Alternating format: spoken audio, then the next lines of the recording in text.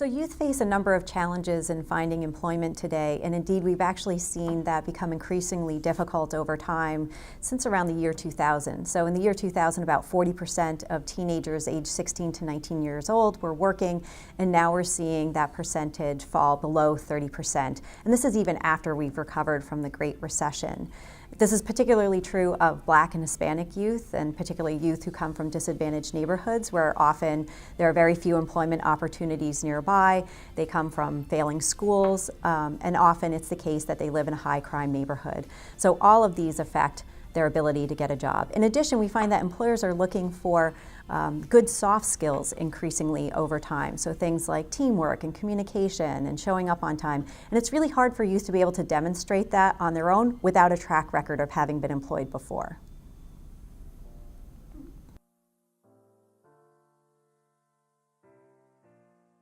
So as you can imagine, there's a lot of youth who want to participate in the program, and unfortunately we have more youth who apply than we can actually serve with the program. What's good in terms of a research design perspective is that gives us a natural control group. So we can compare what happens to youth who participate in the program to those who applied but weren't randomly selected to have a spot. And so one of the things we've done to measure the short-term impacts of the program is to do a summer job survey of the treatment and the control group. And what we found over time is there's significant improvements in terms of social skills as well as community engagement among youth who participate in the program, presumably because they often have a job at a community center in their neighborhood. They're also taught how to resolve conflict with a peer through that career readiness curriculum. We also see big improvements in their job readiness skills, so being able to put together a resume, a cover letter, how to fill out an online job application, how to interview, what to wear to an interview, and also improvements in their aspirations to attend college, whether that be a 2-year college or a 4-year college.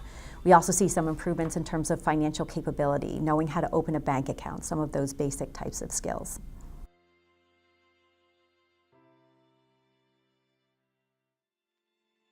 And some of the things that the program is hoping to achieve is to enable youth to have the skills that they can go and find a job either during the academic year or the following summer on their own, or improving their academic aspirations so that they do better in school and are actually able to graduate from high school and go on to college, or giving them some kind of connection to their community, helping them improve their social skills so that they stay out of trouble not just during the summer, but also are less likely to be court involved in the years following their participation in the program. So there's a 35% reduction in violent crimes and a 57% reduction in property crimes for the treatment group relative to the control group. And not only that, but it didn't occur just during the summer when kids were kept busy with the summer jobs program, but this is actually a cumulative reduction in crime over time for the 17 months following the program. So it really does seem that the program is actually changing the behavior of youth.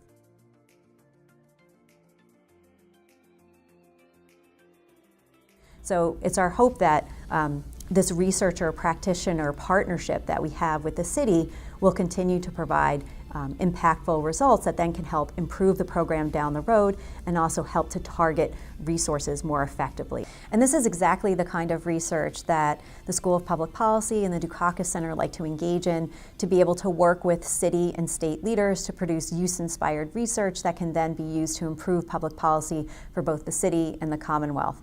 In addition, we get to engage our students in this type of work. I've had a number of students who have helped me on this research, who continue to work on it in the coming months and coming years. And so these kinds of partnerships are crucial to be able to give our students those types of experiences, and also to support city and state agencies who are looking to find answers about how effective these types of programs are.